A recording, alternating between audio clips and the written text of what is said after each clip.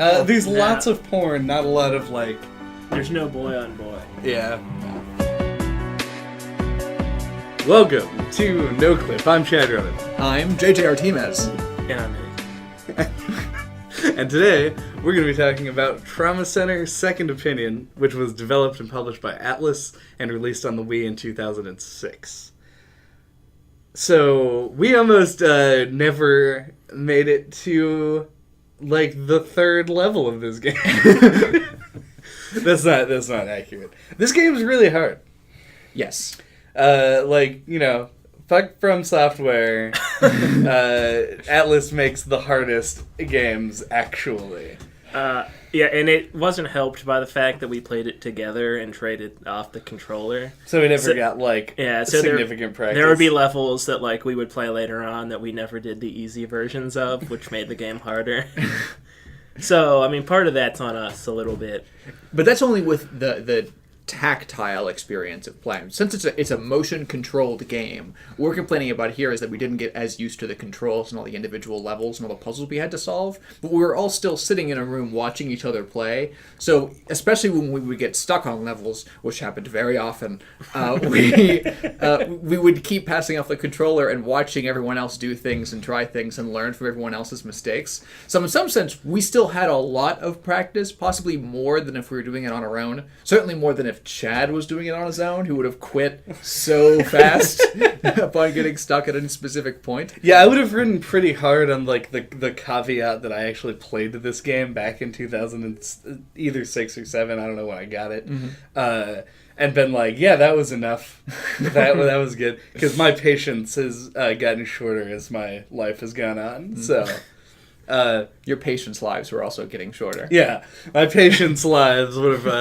I would have quit the medical practice on level 6 or whatever. Mm-hmm.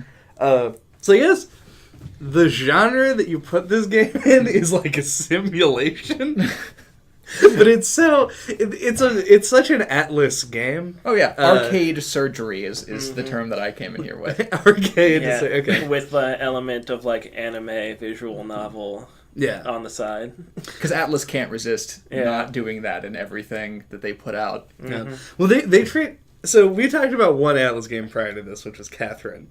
And I remember when we talked about Catherine, we were like, we probably are going to do another Atlus game. But then, when we recorded whatever episode it was, when we decided that we were going to do Trauma Center at some point, that we were just like, we should totally do a Trauma Center game. Uh-huh. Because it's such a wacky kind of thing. And I'm actually shocked at how well Atlus does unique games.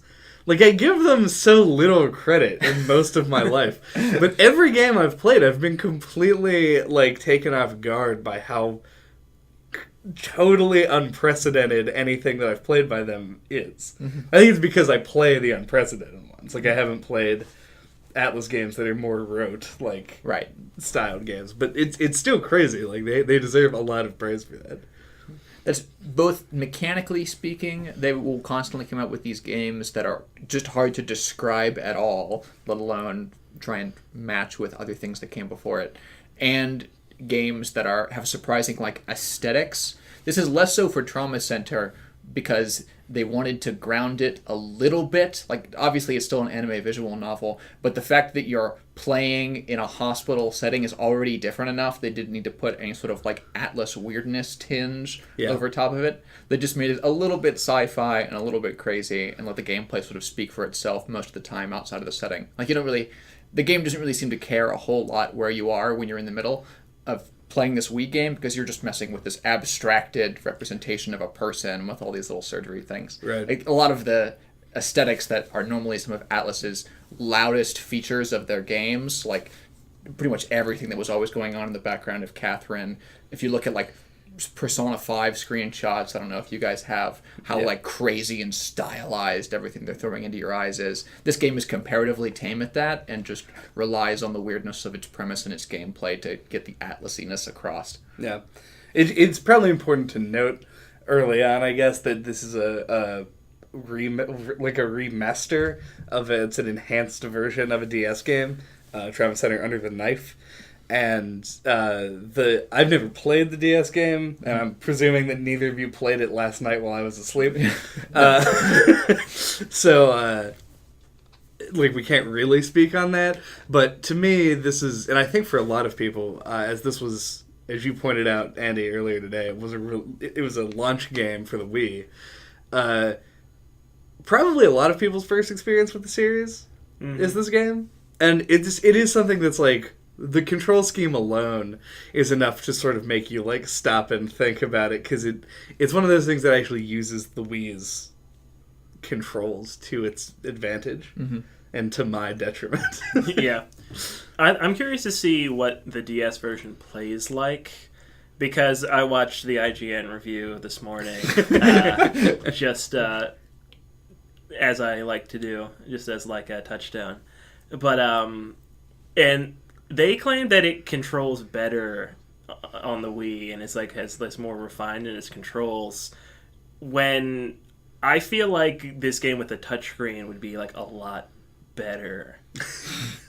It seems like it would be a lot easier to do like, what you're intending to do. The actual physical like act of like touching the screen seems like it would make it a lot easier. So that's just something I was thinking about while we were playing. Yeah. The one I remember that we brought up yesterday was how much easier it would be to activate star power, or what is the actual healing It's touch? overdrive. Overdrive? That's the Rock Band one. I'm just joking. It's healing touch. Yeah. Because having the corners of your screen available would make it a whole lot easier to stop yourself at the right points when trying to draw any specific shape on a screen. So, at least when we're going that far, I totally agree.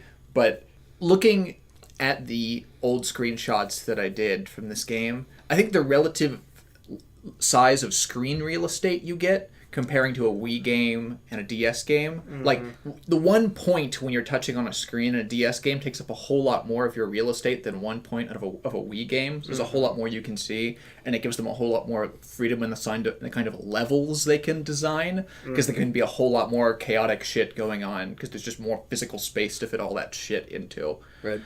Not to mention the classic problem with mobile games, like when you're actually forced to use your hand to interact with the screen that you're playing on, parts of your hand are going to cover up the screen. Yeah. And so things can kind of go on without you noticing immediately. Right. Yeah, that was a classic problem with tons of old DS games, that oftentimes they had to circumvent just through genre conventions. I remember the best way that I can remember that anyone really solved that problem was in Elite Beat Agents, which is a rhythm game that existed for the DS. We had to touch things in rhythm with really terrible covers of pop songs. Because it was a rhythm game, even though you were playing a game where seeing everything that was going on all the time would be really important and you had to time everything correctly, there was so much repetition going on in what you had to do that you could just memorize the locations. Like the locations of the prompts never switched, so you could always just touch things. You know in advance where you would have to go. Right. But in Trauma Center, paths aren't always predetermined. Like there are literal critters on screen that would be floating around. Yeah. And those would be pretty easy to lose track of, I guess, compared to their size on a DS game. Those critters are actually kind of central to sort of what I think is the missed opportunity of this game, but I'm sure a lot of people would think the exact opposite of me on this, because I'm sure a lot of people, like, if you're listening to this and you've played Trauma Team and Under the Knife 2 and New Blood and all the other Trauma Center games that exist, part of why you're into the series is likely because of the fact that it does tell this, like, sort of crazy narrative. But my most, and it might be because I'm terrible, but some of my more enjoyable moments with this game are when you're performing, like, actual surgeries. When you, like, put somebody's bone back into place or, like, perform a transplant. Like, that all feels really, it feels cool to do that with the Wii Remote and the motion controls. But once you start adding in those critters who are flying all over the place and make the game, like, you have to be able to react and do things incredibly precisely, unlike in surgery. where you can take your time. You do still have to be precise. I'm not. Yeah, but it's reaction that's different. When you're in Yeah. surgery, that your circumstances that are around you, we assume, aren't in like constant manic flux in the same way as when you're fighting a creature. Yeah. Yeah, I think the game would have benefited from more of a balance. Like, as it went on, it was just all guilt surgeries. Like, if they were a bit longer and had some more regular surgeries sprinkled in, I think that would be more satisfying, personally. Yeah. You might be surprised. I actually totally agree with you, talking about this game specifically. Right. Like, the best parts of this game were the early and middle sections when you were just dealing with complicated surgeries under, like, time pressure, for example. Yeah. Even the occasional one that was like a sort of like a spin on the typical situation was still good. Like the bomb defusal, as much as like I get stressed out on that mission, is still a good level. And things like the operating on the plane is an interesting take. It's something I'm glad they put in. It feels weird that it's that far into the game. Yeah. But it is like it's just a regular surgery with a twist. And I think that plays really well. Yeah, I agree too. My favorite parts of the game were Naomi's missions, because they were always the ones that took advantage of the Wii's like specific capabilities, and they always had some kind of a weird addition to the formula. Like, my high point with the game was the one where you had to operate with the flashlight, like in the dark. Oh yeah, that was probably the last like really good mission. Yeah, before the true final slog. Yeah, I wish the game had more of that. Absolutely. Yeah. I don't think that that's a criticism of the concept of going for weirdness. In fact, going through this game, I was disappointed that they did not step it up in any like interesting or mechanically complicated ways. You were always dealing with like tiny, fast-moving critters that had slightly different mechanical varieties. There was never something that was really crazy or impressive or imposing that they could have done, since they're Atlus and they would do that anyway. Right. But they fell so flat on their face every time they had to keep trying to iterate on that concept, that it made the earlier portions so much better by comparison. Like, because of the variety a lot of the time. Oh yeah. I think what a lot of games do, like, because plenty of games have 6 enemy types in them, and that's all. And I feel like this game had 6, but then never did the thing that other games do where they just put them together.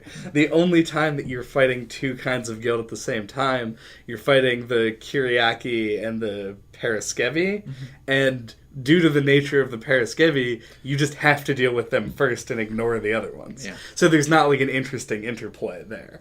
And I assume it's because they made each of them so difficult individually that it was difficult to make a balanced level that contains 2. But I feel like they could have tried a little harder. Yeah, they absolutely could have just toned down the amount of like cognitive load that dealing with any individual enemy has, so that you could have more of that complexity on screen. Because that was some of my favorite moments with this game, having to multitask and operating under crazy time pressures. Like, because it forces yourself to be aware of everything that's going on around you. It forces you to have to be really quick and precise in the way that the mechanics of the game clearly want you to be. If the difficulty itself wasn't already like a crazy loud indication of that. But you don't need the individual things that you're doing to be as complicated as they often are in the guild missions. I don't remember all of the names of them. Which is the guild that's the lung one? The one that fills up a whole lung of fluid and slowly drains and like refills periodically? I remembered the name of just those 2 because I was going to mention them. I was incredibly impressed you remembered 2 of them, because I don't remember any of them. Yeah, because they all have very, like, they have very non-English sounding names, which you could read as either being, like, Japanese names or even as medical terminology. Both are things that that we as Westerners tend to forget immediately after hearing, unless we have a disease or know someone with that name. Right. So yeah, I remembered those 2, and I'll never forget Paraskevi because it's just the funniest word I've ever heard in my life. It is. It sounds. I don't even know what it sounds like. Some kind of a parody of like an Italian food dish. It's an Italian disease of some sort. Yeah. But now I definitely agree. Like, the biggest missed opportunity is that they introduced the guilt like fairly early on, and then they never do anything different with them. Yeah. Like they get harder, but they don't actually change mechanically, like at all. Were you going to say something about the lung one? I was. Or are you just wondering what the name was? Back to JJ. No. The lung one, I think, is a great example of everything this game does incorrectly when it starts ramping up guilt. It's one thing that does exactly the same thing in exactly the same order every time. Right. And if you're off by even a millisecond, then it fucks you over completely. Like, there's nothing... When we're talking about, like, interplays and interactions between guilt, we're comparing it to enemy types in video games that might have simple individual behaviors, but interact in unpredictable ways when they're working together on screen. You even still have some of that unpredictability in other levels of this game, where you're dealing with, like, the long guilts that you have to cut in half. Those are the Paraskevi. Right. Like, the Paraskevis, because of the way that they move around, create things that are kind of unpredictable. The ones that have two halves that form together into the spirals are another good example of this. Yeah. But with the lung guilt, there's nothing different ever happens. And the only difficulty that's in play isn't you understanding what's going to happen or multitasking effectively. It's just making sure your pointer is in exactly the point that it needs to be every second of that boss fight. Yeah, the lung one is a really great example because it's one of the two that basically function as, like, more traditional video game boss fights than most of them do. That one, and then, like, the one that acts as the final boss. The Savato. The Savato. I do remember that one for some reason. It sounds like it's out of Resident Evil 4. It does! Oh my god! I think what my touchstone is The Legend of Korra. It sounds like Sato. Fair. But anyway. Yeah, those two function sort of as, like, full boss fights, but the problem with the lung one... and potentially the problem with the Savato, but we only ever played that one on easy, which we'll, I'm sure, get into at some point. The problem with the lung one is that it makes a good game design decision, and then, like, a weird, like, crazy decision where it's something. It's mechanically interesting feature is the fact that basically while doing that boss, you can't use the green goo to heal because there's just no time to do it. So you either have to healing touch to do that or just perform its actions that it wants you to perform to kill it. But the problem is that it's way too unforgiving to allow for that mechanic to just work. Because it takes so long, and you have to be so spot on with everything, that you're going to die most of the time if you make any kind of significant mistake. Yeah. So it's like, we're going to take away one mechanical element, and then also make you fail and retry if you fuck up at all. Yeah. It's like, I don't know if that's necessarily the best. And retrying means you have to watch the cutscenes again. Which we didn't realize you could skip until, like, the end of the game. We also didn't realize that you had to gel the incision section until the end of the game. Yeah, so when we were playing, we were like, man, why is it so hard to make the incisions? Like, it's so precise. We would, like, joke every time. We're like, ooh, hard part's over. Like, once you get into it. Like, every time we would make the cut, it would say bad. You know, it gives you, like, a rating on all the things you do. And we're like, why is this the hardest part of the game to do well? And then we were playing on our second sitting, and we were looking something up, like how the triangle... the treaty. Guilts. Yeah, the treaty. We were trying to cheat on the treaties, because that's what you have to do. We were looking at how those worked, and, like, we came across something JJ did, and he was like, we forgot completely that you have to gel the incisions before you make the cut. It doesn't just score you poorly if you don't gel it. Like, it's physically harder to do the cut. If you deviate pretty much at all from the line, it'll just cause you to fail and you have to restart the whole thing. Yeah. So we'd always have to cut, like, 3 times to just carefully move our arms down in the air. And which is, yeah. I mean, I guess secretly we're actually the best at that. Because we basically beat the game without ever using the antibiotic gel. Yeah. So somehow we watched the tutorial, or did the tutorial where it told you to do that, and somehow all 3 of us completely forgot it. Yep. Yeah. Going back to kicking on some of the late game boss designs for this, I think, actually fantastic premise and execution of a mechanic set for a surgery video game, the Savatos, I thought were like the worst enemy in the game. Not just in terms of any sort of like difficulty scale, they were just boring. They were watching you go through and having to cut those webs. There was downtime. Like, there was time when you weren't doing stuff, which almost never exists. It made it really hard to understand, like, what was even going on. Right. Because, like, you were, like, doing stuff, and I'm like, why is he, like, fighting it this way? Like, you know, like, obviously, like, Chad's not stupid, so there's got to be a reason, but, like, man, I don't understand how this boss works. And you would just, like, you would cut one, and you would just sit there and not do anything. Yeah. It's like... So the mechanic with that boss and why it's so weird is that it breaks your scalpel. It's the only thing that does this in the game. Because other resources have like a resource bar that will deplete, and you'll have to wait for presumably your assistant to bring you more, is like the in-universe explanation. But the only reason that mechanic exists is to force you from over-relying on repeating single strategies over and over again. It's to force you to do the multitasking that the game wants you to. And also to, like, keep you from doing something like just spamming the heal juice forever. Yeah. Because that isn't fun, and if you're doing that, you're going to lose anyway. Right. So, it's basically you just run the timer out. Just doing that. But with Savato, when you break your scalpel... Right. There's nothing else for you to do. Yeah, he will occasionally release bugs, which you do a quick pass over with the laser, and then you wait for the scalpel to come back. Like, that was it. It was the only management that happened is if you were destroying the bugs and your scalpel came up, and you, like, didn't notice it for a really long time, he might do a second web, which is just going to set you back a few more seconds. Right. It does seem like a weird thing. Everything that happened after the web part, I think is fine, is on par, at least, with most of their other stuff, because it was more of a reaction time and accuracy challenge than anything else.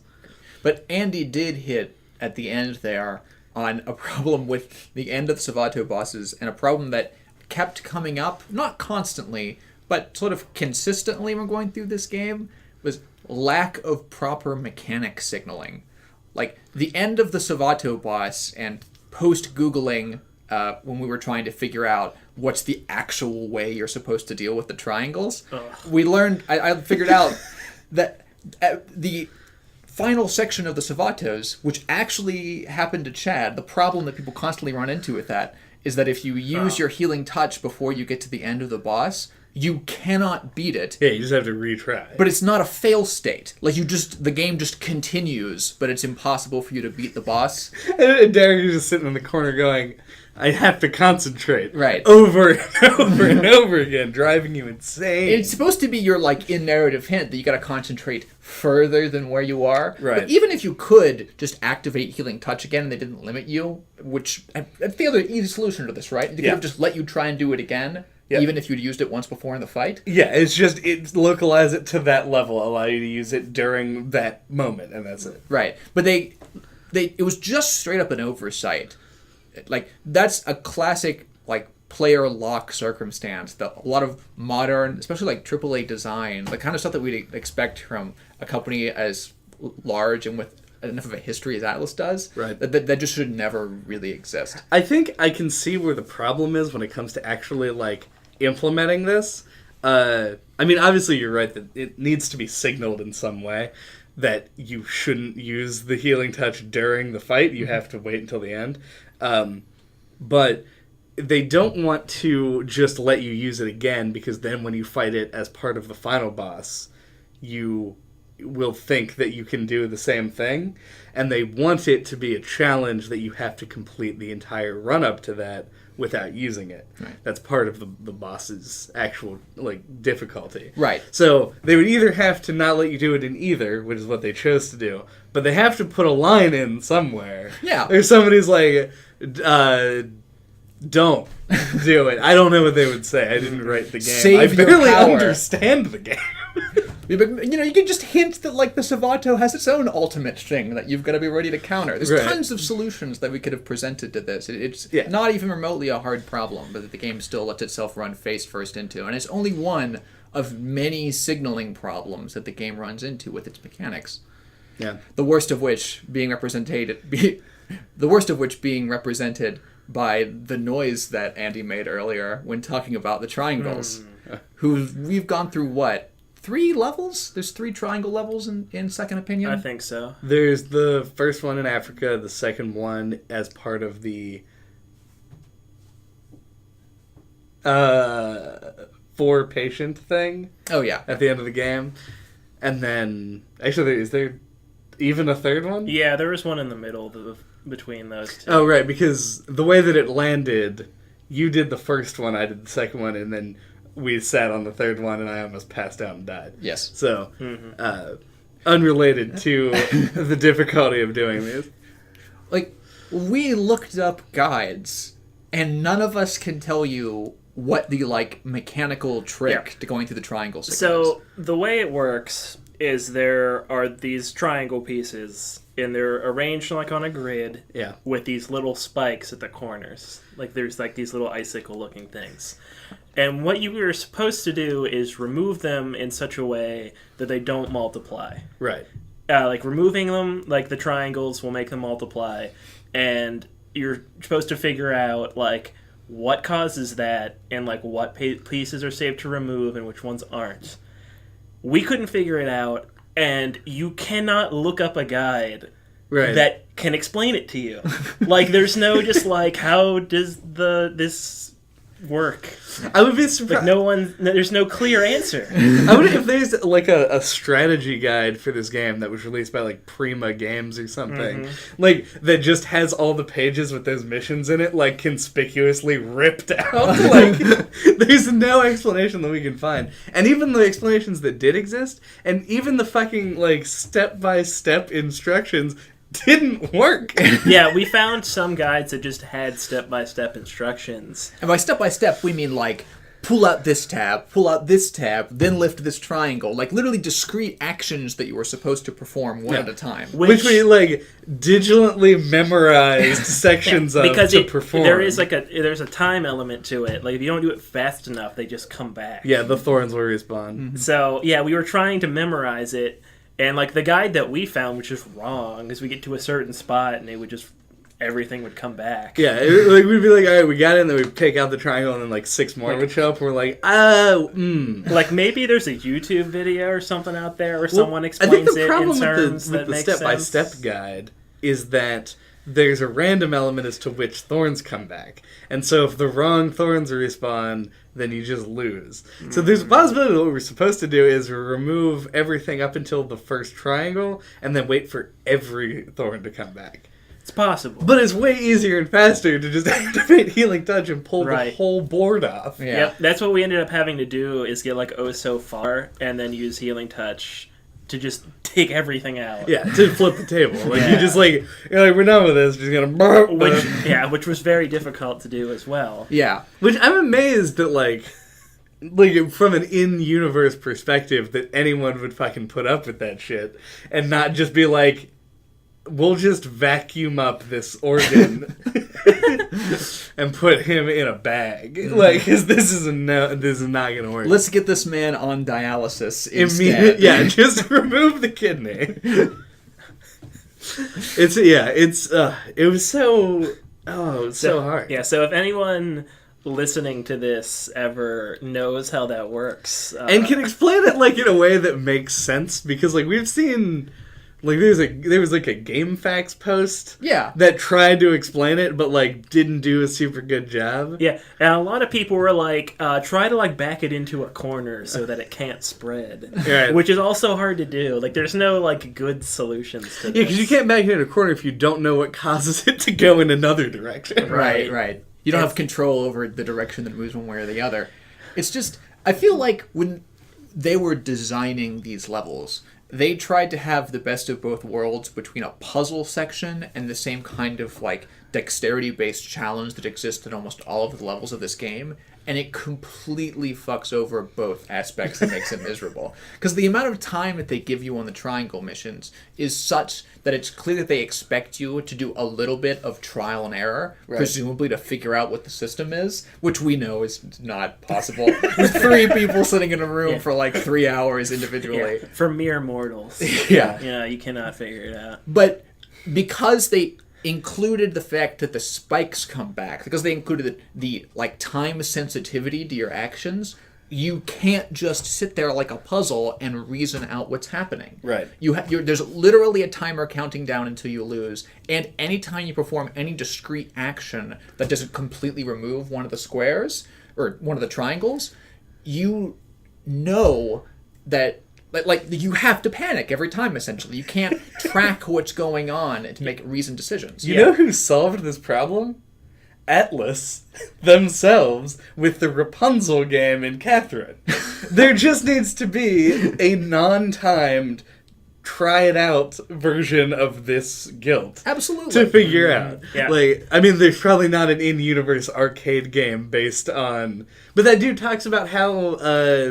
the mustachioed gentleman from Caduceus Europe talks about how they designed the membrane that is being used in the Treaty Guild to fight cancer. So there's clearly like a lab somewhere that did research on this. So there totally is an in-universe version or like explanation to have the Treaty Rapunzel. Right. You need in order to make this thing work as a puzzle game, you need way less, possibly no time limit at all. And you probably need an undo button because the punishment for losing or doing something incorrectly on the treaty is completely changing the shape of the board. You start from 0 every time you have to figure out what's going on. Yeah, it's like every time that you put like a jigsaw puzzle piece down in the wrong place, somebody threw your puzzle on the ground and put a new one in front of you. Yeah. Right, exactly.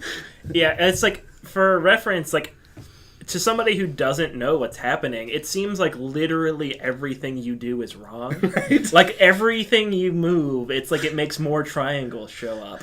And, like, maybe, like, 1 in every 10, like, doesn't. Right. And you have, like, no idea why that time was different. Because they give you the time as if you're going to trial and error this, but you can't trial and error something if you don't have, like, one set starting position. Like, you can't hold anything constant because you're punished by changing the board. It was just... I remember you, while we were in the midst of complaining about this last night, Andy, said that, like, how did this get past any testing? Yeah. How did this, like... Has anyone ever sat down to play one of these and been able to figure it out? It seems impossible.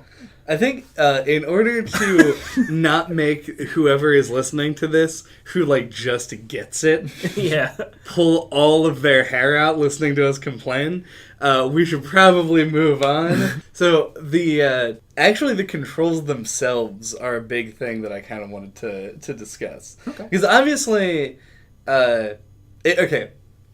Full disclosure, JJ was basically our hard carry on this game. If there was something that neither me nor Andy could do, we just eventually passed it over to JJ to finish up. By the time we get to the...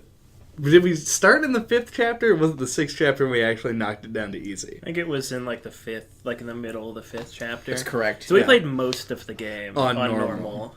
The fact that there is a hard mode in this game baffles me. Like, I mean, I guess it doesn't, considering I've played Catherine and know how that game goes. But the fact that there's like that there's a group of people who looked at Trauma Center and was like, I bet I could do this even better than what I'm being currently allowed to on normal, and ramped that shit up even further. Just like as any hard carry would say, I actually loved the shit out of the base mechanics of this game and would totally love to have the free time to be able to just like keep going through it and crank it up to hard. But I would probably just not do any of the missions past the 4th chapter. Yeah. But the point of the controls basically was the fact that I have always sort of You don't I gravitated away.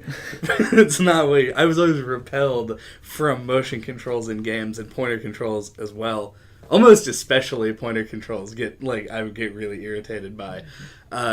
This is probably some of the best that I've played. I've never played Resident Evil 4 with the pointer controls, and same with Metroid Prime.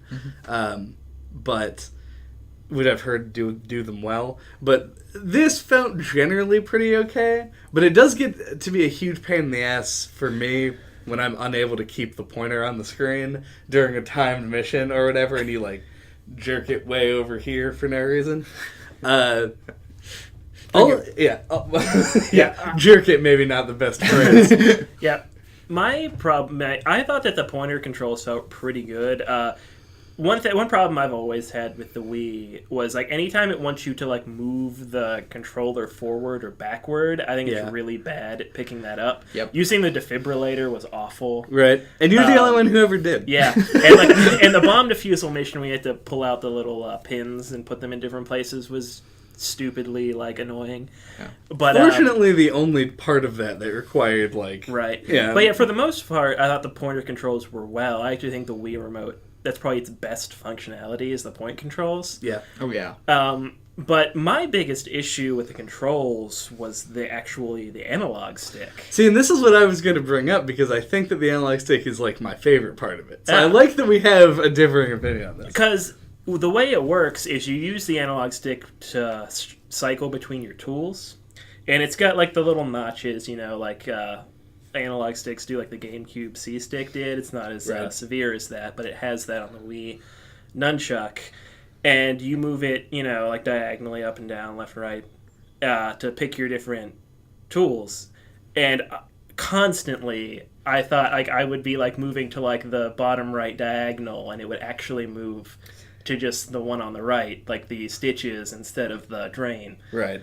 And like that felt really imprecise to me. And like there were times like on those guilts that like swim under the surface, you have to use the ultrasound and then cut. It's like you have to like follow them with the ultrasound, quickly switch to the scalpel and cut right where they are while you can see them for that split second. And it's times like that where you need to like precisely switch between two that I think those controls are too sloppy for. My experience with it, and I think that we may just have either one of us is right, both of us are right, or neither of us is right on this situation. Mm-hmm. But the way that I envisioned it was because whenever I play the Wii, my nunchuck hand is always sideways or at an angle. I just figured that I was thinking that I was pressing it in the correct direction. And just wasn't, and was like pressing it to one side. Now, but it might also just be sloppy. There were definitely times where like I was repeatedly clicking it down to the right, and it kept going to the stitches and not the drain. Right. I don't know. I'm again. He was the best at it. I did take note that JJ was the best at that. I had to keep. You don't really treat it like an analog stick, which I thought was actually a cool idea. You can tell it's something where they had to sit down and look at the controllers for the Nintendo Wii and think like, what are the features of these that would allow us to do unique things in a surgery setting? I just had a thought. Did you have to let it like return to the center before you picked another direction? No. Okay. I thought maybe that would make it work better because I was like cycling around the outside. I almost always started mine picking by going up and then rotating to, like it's a rotary phone because as the oldest person here, I am 90 years old. Right. But you were saying rotary phone's a good example because the fact that they made the outside of the analog stick on the nunchuck like a, what is that, a fucking octagon? What is it? I think it had more points than that. No, it's whatever. Because it has points instead of being a sphere, it allows you to treat the analog stick not like a normal stick where there's a central resting position that with like force that you have to fight against to move yourself in directions. Like, you almost never use the middle of the analog stick if you're doing things fast in this game. It's always you're holding it down completely in one direction. It's like moving a switch, or in your case, a rotary phone is a really good example if you're having to, like, spin it essentially to remember where it is To all the time. select, yeah. Because it takes a long time for you to know the positions of the analog stick so well that you can just immediately fly to the one that you need. So rotary phone's a good idea. It also has the tactile feedback of when you're moving it around the circle, you can feel it click into each of the You can also points. hear it, which is always a big thing for me. Yeah. Right. So I actually really liked using the analog stick in that way to switch. I liked it in concept, Right. but like I felt like it was the diagonal specifically. I felt like it often didn't land on the one I wanted it to. I should also note that I always imagined it like when thinking about how it works in universe, like Noctis's weapons in Final Fantasy 15, where he's just like generating a scalpel out of like a light construct. He's like Green Lantern of surgery. It does kind of feel like that when you're playing. Like they just materialize in your hand. Yeah, you're just like, scalpel. It really says a lot about how good of an assistant all of your How various Angie assistants is. must be. Yeah. Maybe she's the real Green Lantern in this circumstance. She conjures the Yeah, and then Yeah. when she runs out of will energy, you have to wait for the scalpel to regen. Is there a pink Green Lantern ring? Yeah, Star Sapphires. Yeah, they're violet. No. Okay.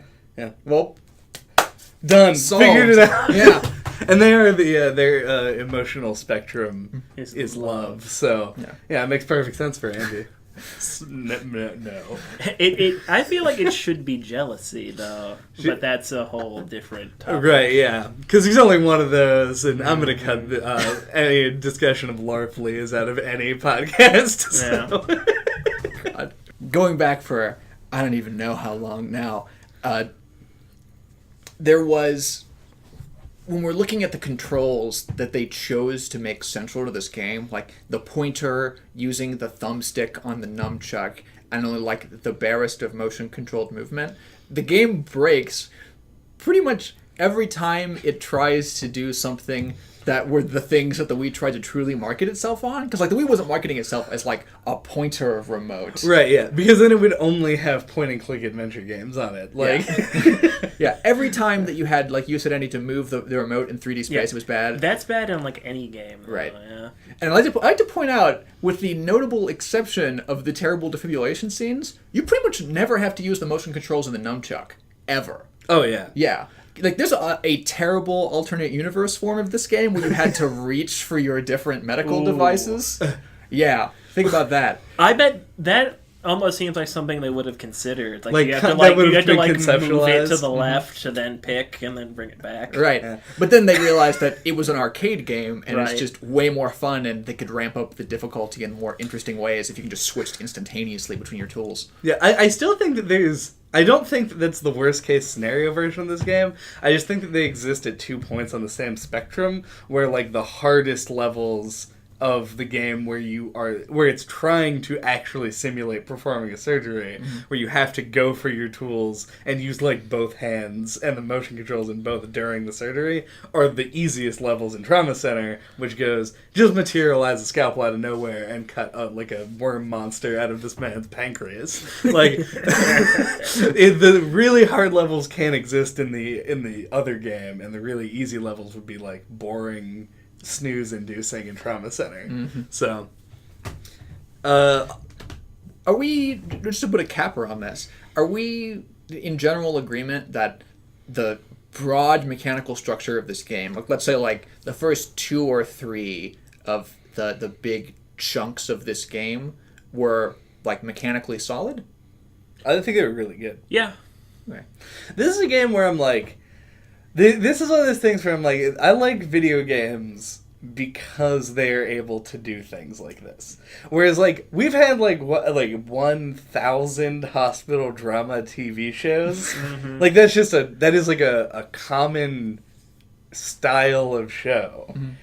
But I've never seen a game do this with that concept. And the fact that that the medium allows for this is something that I think is just amazing. Because like this obviously doesn't work in a purely narrative Oh, no. version. Like Not- it would be oh. super weird. Like if this was an anime, like that used all of the dialogue and then also had like action scenes where it showed like Derek Stiles leaning over Operating. somebody and then like hands Honestly, start moving real fast. I can see that existing. I can see it 100%. existing, but it wouldn't be good. Could be. Probably wouldn't. Yeah, honestly, when you brought this up, I was taking it more as a criticism on how they executed the narrative of this game than it was if I thought the overall concept. Because I think a lot of modern, like not modern, but really recent anime that's come out, which I've been sort of disconnected from since I haven't really paid attention to the genre as a whole since I was like 16, probably. Yeah, you keep telling yourself that.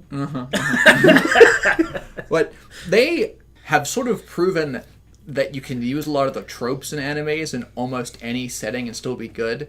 There's one whose name I forget, because again, I'm not aware of these things, where the setting is like a normal school, but not in like where there's crazy shit also happening around it, as is the stereotype of the settings. Like they just use like the crazy visual effects and like people teleporting around and fight scenes to represent average everyday actions, like trying to catch a bottle that you dropped. Like, Right. So it's kind of like a Scott Pilgrim thing. Very similar to that, yeah. Or even less toned down, since Scott Pilgrim sort of acknowledges the abilities of these characters to do fantastical, amazing things like that. Mm-hmm. In this game, they just treat it like, oh no, I dropped some salad and I've got to catch it. Like, Right. Yeah. But I forget. I wish I could remember the name of the show. It's very, very popular. So anyone who hears this description probably knows exactly what I'm talking about. But it proves that you can have crazy settings that you can layer anime tropes on top of and still work. So I agree with Andy in thinking that there is a version of this where you could have like the live action drama hospital action setting that I think could work, especially with the sci-fi elements. Right. But it couldn't be an adaptation of this game because the story is terrible. I think that the narrative of this game is actually something that we should definitely get into, and I think that we should start after we take a break or something. Mm-hmm. But one thing I do want to get into before we go into the break is the music in this game, and how there's that one song that just always interrupts after there's no music going on and just plays immediately. It's really annoying.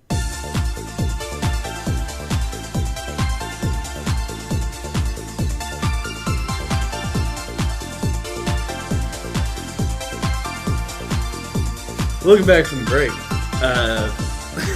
to actually talk about the music, because I kind of did, because it is just super silly a lot of the time. And there's not a lot of variety either. No. It's like the same, like 5 songs. Yeah, they have the one that we just played to interrupt, that interrupts quiet moments all the time and is like way out of where the tone is supposed to be. There's the one that sounds like Never Gonna Give You Up. Yep. There's the sad song. Mm-hmm. There's the surgery song. Mm-hmm. And I'm actually having difficulty remembering any others. There's probably like a menu song or something. Right. Well, when you pause the game, like the regular menu doesn't have music. But I'm sure there's... I think there's like a hospital drama type song that plays on the main menu. It's like they had the songs they used for the DS version and then just didn't make any new music for this version. They're not obviously as compressed, and I don't think the songs are actually bad. They're just, there's not enough of them, and they're often misused in terms of the tone. But you forgot about the like 1 or 2 off classic like Latin chanting that needs to exist. That's whenever they start talking about some like the deepest lore. Mm-hmm. There's deep lore chanting. There's when you're fighting against the shitty final boss. Yeah, they have their own like it's just again completely out of. It's a classic Atlus thing, but it's out of tone because we didn't go far enough. Yeah, but yeah, that's not just a classic. That's like a classic just video games generally. I know, like the big boss where they want you to feel like you're up against something that's like nearly godlike in power. But does that stem from the Sephiroth theme, you think? I feel like it almost had to have existed before that. But that was like the first song that ever actually used vocals in a video game. It might stem from like Final Fantasy VI and a lot of the way that they used sound.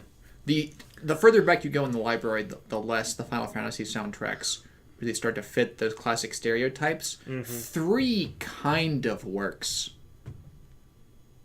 Yeah, I forgot how great the Crystal Palace theme was until like I bought the memories of Final Fantasy 3 CD and Final Fantasy 15. Like, I cruise around in the car to that all the time. Yeah.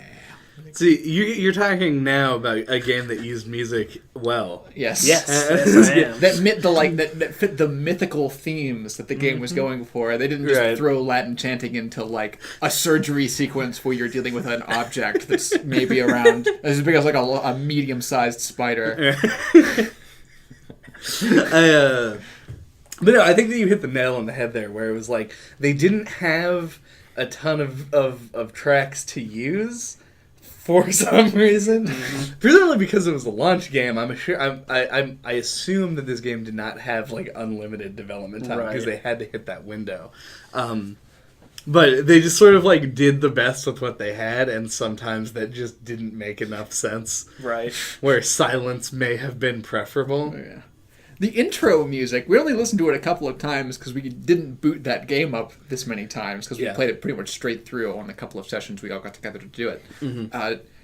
It's so out of character with even all the other songs in the game. Like when you first boot it and the siren just blares off and it's going like da, da, da, they never da, used da, like da. an ambulance siren or anything in They the game, did do they? at one point. I remember making a joke about it because this is how we get into the narrative. I think from this discussion is saying because the narrative is told in that visual novel style where they're cutouts of the people put on backgrounds and the backgrounds are static and the cutouts are static and they just swap out like if they're changing emotions, they just have like a happy guy and a sad guy. Yeah. And there's not really a whole lot of nuance to it, and you're supposed to read it from the text. And there isn't voice acting, barring a few important lines. Yeah, it's little voice clips. But there was that one scene where it's like a road, and Dr. Death is standing there, and the siren plays, and then he starts talking, but like obviously nothing occurred on the screen. Yeah. There's just a siren, so you're supposed to assume that an ambulance went by. But to me, it just looked like he had a siren and like ran into the scene. It was just like, wee woo, Derek, I'm here. Yeah. As someone who actually sort of grew up having most of their favorite narratives told to them in the sort of like talking head style, this is a problem that is kind of perpetual to this method of storytelling. Like, the advantage is that you get to have these really detailed character models that are capable of showing nuanced emotions, but only a limited number of emotions that you can show. Right. But anytime that what you're doing isn't like a conversation or an interaction between characters that's easy for you to visualize, it totally breaks down. Right? They're actually doing objects because it becomes so much harder to communicate what's happening on screen when you just have one background, two static models that can't move. I've seen a couple of games that try and fix this problem while keeping that same static character head idea, but it ends up kind of being worse. Because obviously what you do when you're reading an actual novel is that some things have quotation marks, and they're the things that the characters say, and the rest of the text sets the scene, describes what happens, and is being kind of evocative. But because this sort of stereotype of narrative presentation, almost everything that you read is assumed to be words coming out of a character's mouth. Right. And because most of the scene is set by what you're looking at, but not all of it, throwing in the random descriptors are totally jarring and throw you out of sequences. Yeah. Most AAA games and writers that use this stereotype already know this. Trauma Center doesn't do this. And this is just a thing that I've seen people throw around online all the time as like, oh, why don't they just describe what happened? So it's less weird when like two people have to kind of pretend to sword fight by just having clang noises and you have to try and make the assumptions. Yeah. But yeah, what ends up happening in practice is you get really into the scene, you imagine all these characters talking, and then the game just suddenly tells you, like, Jan walks in from the left or something. Yeah, because then all of a sudden you have to establish a narrator, or at the very least, like a director of some kind, like a stage direction is being performed somehow, and that takes you out of it no matter really what you're going for. Yeah, I gotta say, it does the way that the visual novel style works in this game is that it lends itself to this kind of melodrama, like, because at no point can somebody, like, if somebody is a little bit upset versus full-blown screaming, they don't have two models for that. They have that upset, like, Angie is a great example because her, like, even a little bit off-put model is her, like, face forward, both arms at the side, mouth open, and yelling. And it doesn't really translate to her being like, oh, no, Dr. Styles, you really shouldn't have done that. So her personality, therefore, lends to being like, you're the worst fucking doctor I ever saw. And it's I think that's intentional, though. I think it is. They pushed into that. Her, for sure. Yeah, they understood that you can't have a gradient of nuance when working with characters like this. This is also the reason, but for example, I remember when you played through Fire Emblem 7, you got the impression that these characters were a lot of these, like, straight-up stereotypes, because when you're working with only a certain number of different emotions you can express in each character model, it becomes a lot easier to have people to go from 0 to 100 real quick with any particular emotion, right. And it works in the dramatic setting of, like, a hospital drama. Right. Yeah. That's what I'm saying. I think that the melodrama that exists in Trauma Center works really well with this, where the comparison in the FF7, or FE7, not Final Fantasy 7, but Fire Emblem 7, realm, the characters are a lot more nuanced and are at least written to be that way, and it doesn't service that as well. But that is also kind of the Game Boy Advance graphics lend to that also being a problem, and this game gets away with it for myriad of reasons, but none of which are because the narrative is super deep and the characters are nuanced. Right. The characters are really cut and dry. Really? Like, really cut and dry. That's... Mm-hmm. I kept waiting for things to move forward in a way that I cared about or was bought into. It's vertical development. It's like a city. You can't build characters out. You have to just move the circumstances sky high into worldwide medical terrorism.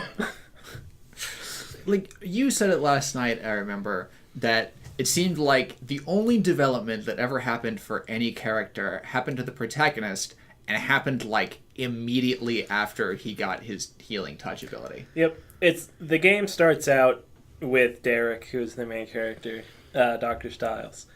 He's, like, the lazy, incompetent doctor who has apparently been a doctor for 3 years and is terrible and wasn't fired somehow. But, so... he starts off that way, and then you do, like, a couple of missions until you get your healing touch ability, and then he just becomes the best doctor ever. Like, just, like, out of nowhere. He's no longer lazy. He's now just an amazing doctor. I guess there's also a little bit of development with Angie as she, like, comes to trust you, which is another thing that just happens really, really early. Pretty much all people who bounce off of that really fast, immediate development from Dr. Styles have slight changes. But after that, especially all the new characters that they introduced after you hit Caduceus, they are all just the same people constantly. Like, none of the crazy circumstances changes anything about them or how they react to people. Yeah, it's like you hit, like, the halfway mark of the game and you're expecting things to start changing or developing in some way, and they just don't. Yeah. Like, they introduced the short-haired, whatever her name was, the Iron Vixen. Was her nickname. Yeah. They introduced her, and I thought, like, her character would do something. And it doesn't. Yeah. You know, she's just there. Sybil something. I forget what her last name is. But yeah, she's a really good example, actually, of how this game does character development, is that the characters themselves start at basically the end of their arc.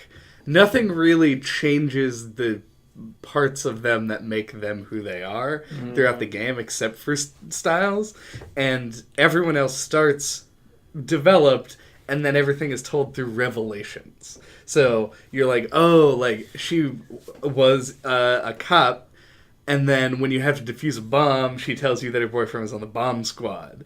And that they had interesting lunchtime conversation. And that's a direct quote. And, like, that kind of thing is not, like... She didn't... Since you met her, she has known how to defuse a bomb. Right. Yeah. And not just a bomb, but a complicated neutron star bomb. And but then just never came up, and so Right. when it does, she gets this like extra little character feature tacked on. Right. Not that it comes at like defusing bombs doesn't become like a regular thing in the game. Yeah. But it does inform a little bit about her character. It really clashes with like the whole sci-fi setup. Mm-hmm. It's like they wanted to have this very Atlus type like weird sci-fi narrative attached to this game, but they don't build towards it in any way. It's just an abrupt. It just like, kind of shows up, and then there's like a villain. There's like a weird zombie guy that the virus comes from. Dude, I'll get to weird zombie guy later. I have plenty of zombie man discussion. Yeah, it's just like I was waiting for it to like ramp up or become weird in like a Catherine kind of way, and it really didn't at all. Yeah, they so just like, skipped the ramp. Yeah, they Yeah. skipped the ramp and jumped right to the weird part. And but yeah, I kind of wish this game either went to either extreme, was just like a hospital drama, or was a weird sci-fi medical thing. I feel like something that you said on the Hyperlight Drifter episode weirdly compares here, where Hyperlight Drifter was styled after games of the era where it could have just come with a comic book. I feel like Trauma Center should have come with a comic book that just like expanded upon what was going on in the background. Because it's a nice manga to go with your with your video game. That might exist. Yeah, for all we know, there could be a story that just explains this. Because man, It needs explaining. yeah, a little bit. Yeah. You were mentioning earlier, Chad, about the way that all of the development for characters is revelatory. It's all retrospective. Right. And in this game, that totally falls into the trap that often does, where all of the interesting development points happen off screen.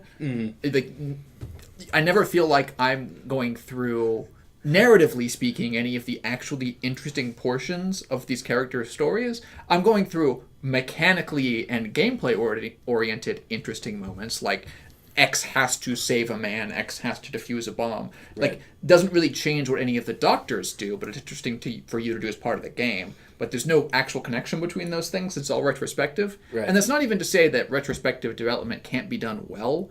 It often is in revelatory nature, but they use it to recontextualize things that you know about the other characters. Like, you learn facts that changes the way that you look at them, but that's not what happens in Trauma Center. Like, using the same example of the, like, hardcore ex-policewoman, like, they use the fact that she knows how to defuse a bomb as just a thing that they think is expected from someone who used to be in the police force. Like, it doesn't change the way that she interacts, doesn't change the way that you look at her. It's just another thing that her police background And there's gives also her. like the whole revelation that Angie's father is whatever, Is the Dr. main villain. Blackwell or Yeah. whatever.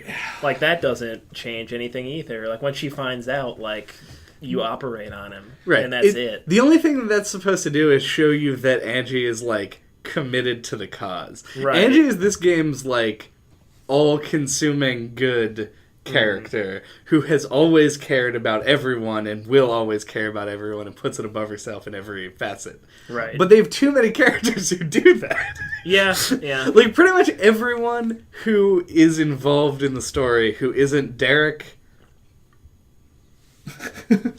Who isn't Derek?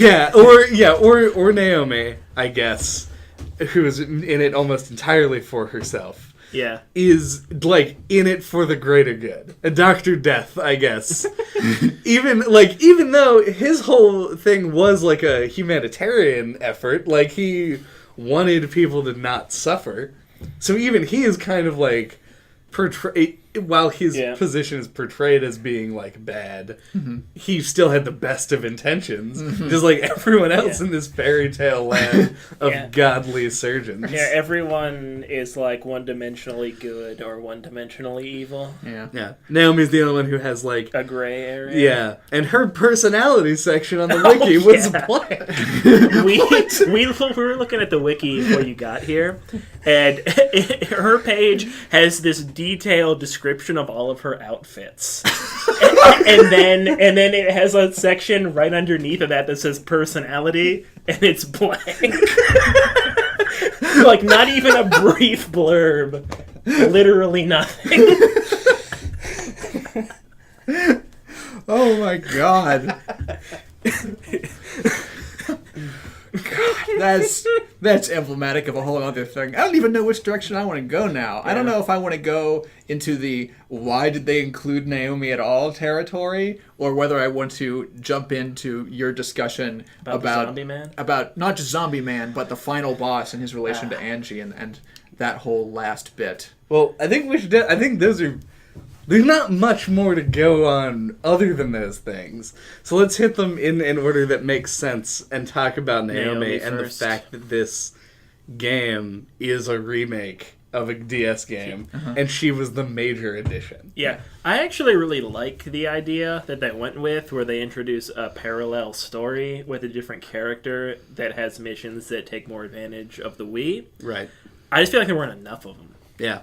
Like, they needed to, I think they should have done more to justify its existence. Yeah. Is my only problem with it. Mechanically, it's totally justified. Yeah, I think those were my favorite levels. Yeah, they're fantastic mechanically, but there's no reason they couldn't have just added them in as To the main stories story. for the like done by the existing characters. They already changed the way that the game ends. There's like, what did Naomi's presence in the narrative of this game add in any way? I think it gives you an earlier... I think it performs two super non-vital tasks.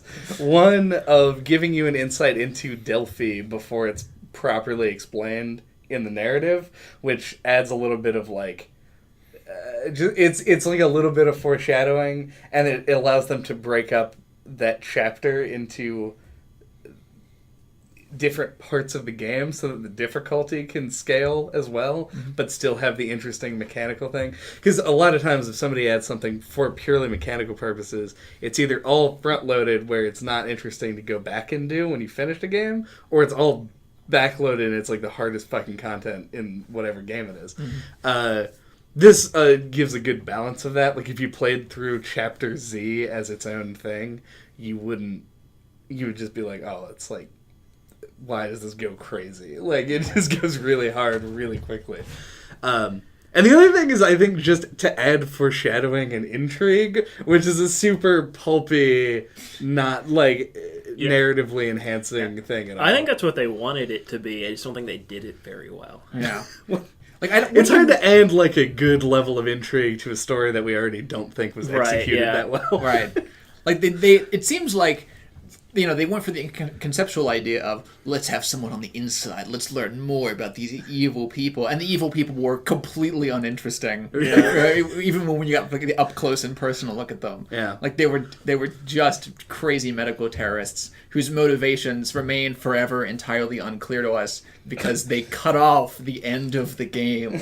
They just like took a hatchet to the end and cut out some little They give you a slide. Yeah, they give you a slideshow. So yeah, they cut out the first 5 chapters were mostly the same as the DS game, and the chapter 6 from the DS game is just cut out of this game. In place of it, you get a little slideshow with text explaining what happened, and then this game has its own chapter 6 that takes place after the DS game, which is really confusing and weird. Yeah. It's also borderline impossible to complete. Notably, it's not borderline impossible to complete in a way that was different than the DS game. Right. Because we looked this up during the time of triangles, Right. the harshest of times for the NOCLIP podcast. to figure out what was going on and like how much more we had left to do. And the kind of missions that you play in the Wii version are the same type of missions mechanically that you played in the content that they cut. Right. They're just narratively set up differently, and in this case, in a really boring way. Like you're at a conference and there's like a leak of the virus. Well, and there was also like a crazy guy who had infiltrated Caduceus. Right, he had been related to Naomi's story, Right. and was clearly evil from the moment that you saw his depressed, sleep-deprived eyes. Right, yeah. Like, he just looked like a villain. Yeah, straight like up. a comic, like a Saturday morning cartoon villain. Yeah. To use the NOCLIP trademark. Yes. Referring to things as Saturday morning cartoons. And he screams about the necessity of, like, murdering people, and then is arrested and taken off screen, and you perform surgery, and that's the end. Yeah, so mechanically, the DS game had you do like hard versions of all the guilt strains, and mechanically the Wii version has you do hard versions of all the guilt strains. So yeah, they cut a thing and then they added in the same exact thing again. Yeah, that was just worse narratively. It was less interesting than the thing that you showed you, and more confusing because it's predicated on knowledge from the end of the game that you don't have. Like, we don't know what Adam is. Like, the antagonist of the entire game. He's on the box. He looks really cool and menacing, and we were like waiting for him to show up in the narrative. Yeah. So right before we start talking about him and the ending of this game, I feel like it's important to note that the whole time, because I guess, all right, a little bit of backstory. I played this game 2007 or whatever. I never got past mission 5, or I think is what it was. Whatever the last treaty mission is. Yeah. And so we got there, and I was like, I gotta be honest with you guys, we've been making fun of this ghost doctor on the box for the whole game, and we don't, I have no idea what that is. Like, this ghost doctor is just here. I don't know why. He's like an old man. He's like hovering over the title. Yeah. He's very prominent on the box art. He looks like he's made out of cybernetic parts. Yeah. And then he shows up and it's just like, he basically is introduced and killed in a cutscene. Yes. Yep. He is the antagonist of the DS game. Right. He actually does things in that story. But yeah, in this game, you see him and he's like attached to some tubes or something for like 5 seconds, and then he's gone. Yeah. And never mention. Well, they mentioned him at the very end, I guess. Yeah. But never acts as an antagonist or discusses with you why the terrorists are doing terrorist things. Yeah. You never get an actual explanation about that, despite the fact that they added in like several additional missions to give you supposedly their perspective on what's going down. Does he actually have any dialogue? No, because he's unconscious the one time he shows up. He's He's comatose. Yeah, he's in a coma from the events of the DS game. He's never even treated as as a human being in the narrative. He is a human being as much as Soylent Green is a human being in Soylent Green. Like all he does is produces a problem. Yeah. And it's such a punch in the gut, especially to me, who was like, oh man, the Atlusness is coming. Like the literal specter of crazy bullshit hung over this game. And then they just literally ignored it. They shrugged. Yeah. Atlus shrugged. Shut up. They're Classic. like, we don't need that. Classic Chad joke. But yeah, God, it was brutal to just know, like, oh, there could have been a cool thing. They tried to do a cool thing in the DS that was sort of a mechanical moment. Right. But instead, we're just gonna have you perform surgery in a hospital. Yeah. Even when you're performing surgery not in a hospital in this game, it really is just like a hospital. At one point, it's like a hospital that's dark.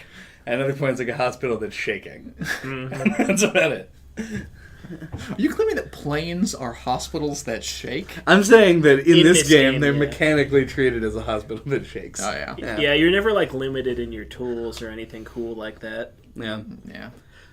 So I'm going to have, like, what are our final, like, opinions on this? Trauma Center final opinion. I don't know if our disappointment at the termination of this game has really brought it through my opinion so far, but like the opening of this game had the potential to like make my top 10 list. Like the first, I'm going to say 5 hours were some of the most fun I've had in a very, very long time. And I was waiting for things to keep escalating both narratively and mechanically. Mm-hmm. And they botched the mechanics and they botched the narrative. And it's just so sad to me. Yeah. And I might go and pick up the rest of the series just to see if and how they learn from the just terrible tumble that they took in Second Opinion. Because if they could stick the landing on this, I might just play it forever. I might become a doctor. I played a lot of Trauma Center. Like, I think I'll be all right. I don't need med school. Yeah, I'd be like, where's the nunchuck? I need to activate healing touch. Nurse bring with the nunchuck. Stat. Yeah. I'm significantly less positive on that, but I do echo a lot of the same things, though. Like, I think this game, with a actually decent narrative and with like mechanics a little bit more polished and with like a better difficulty curve, this would be a game I would really enjoy. So like I would be interested to check out a sequel. I probably won't have any time to do it in the near future, but like I'll probably check out another Trauma Center game at some point. Yeah, it's a little like, it's weird because like every game in the series is on the DS or the Wii. Yeah. So it's like, I don't necessarily know that we have like a chance of there being a new Trauma Center unless they release it for the 3DS. Yeah. Which is weird that they haven't. Under the Knife 2 would be the one I would probably pick up. Right. But yeah, no, I think a version of this game that was like a modern Atlus title that used like a Catherine-esque look, like with like 3D models and stuff, or like some kind of an advancement or like an iteration on this could be really great. I would agree. I don't know exactly what that would be, but yeah, maybe like for the Switch, since it's kind of the last opportunity they might get for a while too. Something that has 2 motion-controlled objects. Right. It also has a touchscreen. Ah, yeah. So, who knows? A lot of bullshit that could be pulled from that. Mm-hmm. Oh god, I'm just imagining because it has that quote 3D touch in the Joy-Cons of you like fumbling around inside somebody's body and just like it, like you feel, oh, that's definitely the kidney, and then shove that to the side. Yeah. So we didn't talk, I guess, like, we focused in this podcast a lot, I guess, on the flaws of the game. Yeah. And I agree with JJ, the first 2/3 of this game are actually just outstanding. Like, probably one of my, it's definitely, you said it approached your top 10 list, it's definitely on my top 10 Wii games. It's probably actually pretty high up, all things considered. And my impressions on the Wii not being super high. But yeah, what it does is actually fairly simple, but it's executed really perfectly. And I think that a game that focused more on the actual surgery would probably be more up my alley. Mm-hmm. And I really didn't care about the narrative from the beginning anyway, so... Yeah, I ended up feeling kind of similarly to the way I do about, like, all of Atlus's games that I've played. Like, they always feel like they fall short of their potential. Like, they're ideas that, like, I love, and, like, they're implemented pretty well, but they always kind of fall flat in some aspect. Yeah, if it's a... I never played Persona, so maybe that's an exception. I've definitely heard good things. Yeah, if it's any thing to speak on at all, it at least takes longer to ramp up to the point where I cannot play it than Catherine did. So that's good. Thank you for listening to NOCLIP this week. What are we talking about next time? Next time we're going to be talking about Hotline Miami, another game that focuses on really brutal mechanics near the end. Until then, you can get a hold of us. All of our contact information is on noclippodcast.com. You can find us on iTunes, YouTube, Google Play, on Twitter at NOCLIPpodcast. Thanks for listening. Let's end the operation. Why did you end that with a question mark? There should never be an operation where you're unsure about whether the operation should terminate. Dude, we didn't talk about us trying to sign our names with a suture. We didn't talk about the breasts of the side character. We missed so many of the persistent memes of our playthrough. It's because we got all those memes out while we were actually playing. Yeah. You gotta really suck the memes out of you early and strong. It's like snake venom. It'll infect the rest of you if you don't do anything. You know what about memes we actually didn't talk about? The is word- the fact that it uses the word memes in a genetic sense. Which Oh! is the actually linguistically correct way to use it. Yeah. But I'm turning this on because it's fucking hot. It is.